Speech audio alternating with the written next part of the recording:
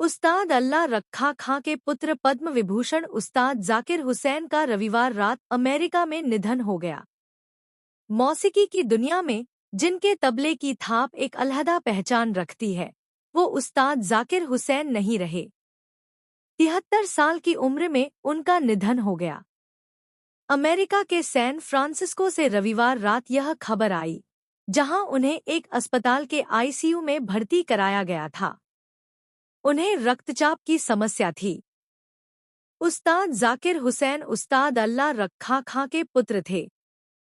तबले की तालीम उन्होंने पिता से ही ली थी।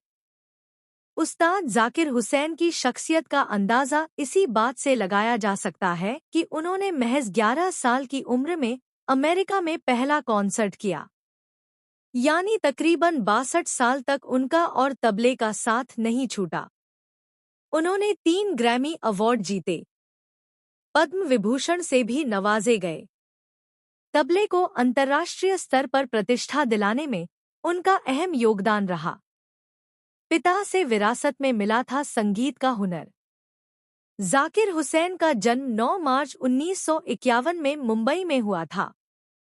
जाकिर हुसैन ने महज 3 साल की उम्र में अपने पिता से पखावज बजाना सीख लिया था। उन्होंने सेंट जेवियर्स कॉलेज से अपनी पढ़ाई की थी। 11 साल की उम्र में उन्होंने अमेरिका में अपना पहला कॉन्सर्ट किया और साल 1973 में living in the material world नाम से अपना पहला एल्बम लॉन्च किया। उनके इस एल्बम ने जनता की खूब वाहवाही बटोरी थी। जब तबले का जिक्र आता है तो सबसे बड़े नामों में उस्ताद जाकिर हुसैन का नाम प्रमुखता से लिया जाता है। उन्होंने न सिर्फ अपने पिता उस्ताद अल्लाह रखा खां की पंजाब घराने पंजाब बाज की विरासत को आगे बढ़ाया, बल्कि तबले के शास्त्रीय वादन को अंतर्राष्ट्रीय स्तर पर भी ले गए।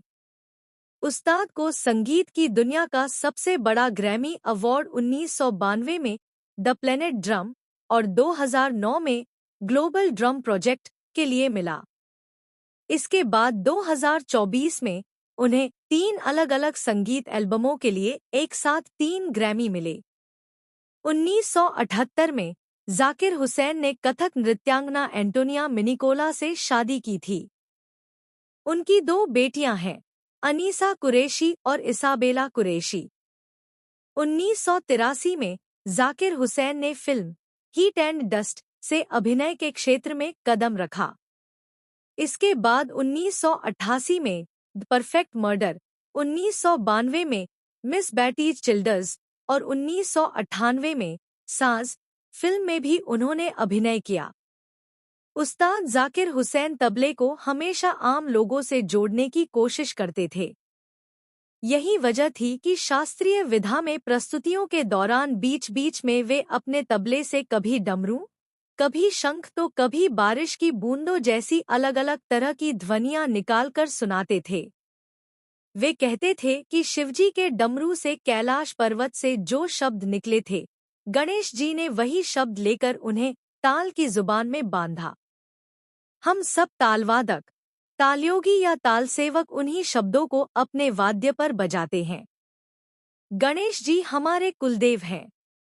केंद्रीय मंत्री ज्योतिरादित्य सिंधिया ने उन्हें नमन करते हुए सोशल मीडिया एक्स पर लिखा, जाकिर हुसैन जी के तबले की तान ने सीमाओं, संस्कृतियों और पीढ़ियों को पार करते हुए एक सार्वभौमिक भाषा बोली।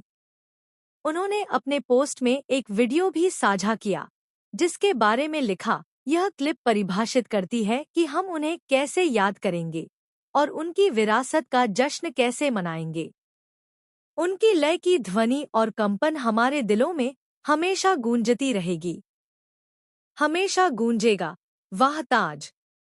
उनके परिवार, प्रशंसकों और प्रियजनों के प्रति मेरी गहरी संवेदना।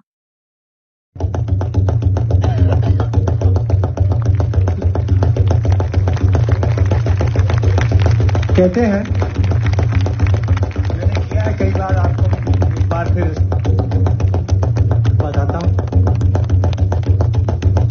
कि शिवजी के डमरू से जो शब्द निकले थे कैलाश पर्वत, वो गणेश जी ने लेकर ताल अपनी जबान में बांधा और वही शब्द हम सब जितने ताल वादक हैं, ताल योगी हैं, ताल सेवक हैं, वही शब्द हम लोग बजाते हैं, क्योंकि गणेश जी हमारे कुलदेव हैं। तो जो पखावज के लिए उन्होंने लिखा था वही अब तबले में भी बजता है। तो एक कल्पना ये थी कि कैलाश पर्वत पर शिव जी का डमरू बज रहा है और उनके शिष्यगण शंख बजा रहे हैं, तो वो दोनों का जो साउंड है वो क्या वातावरण होगा। तो ये कल्पना है, ये एक सेवा है, पूजा है उस वातावरण की तबले में।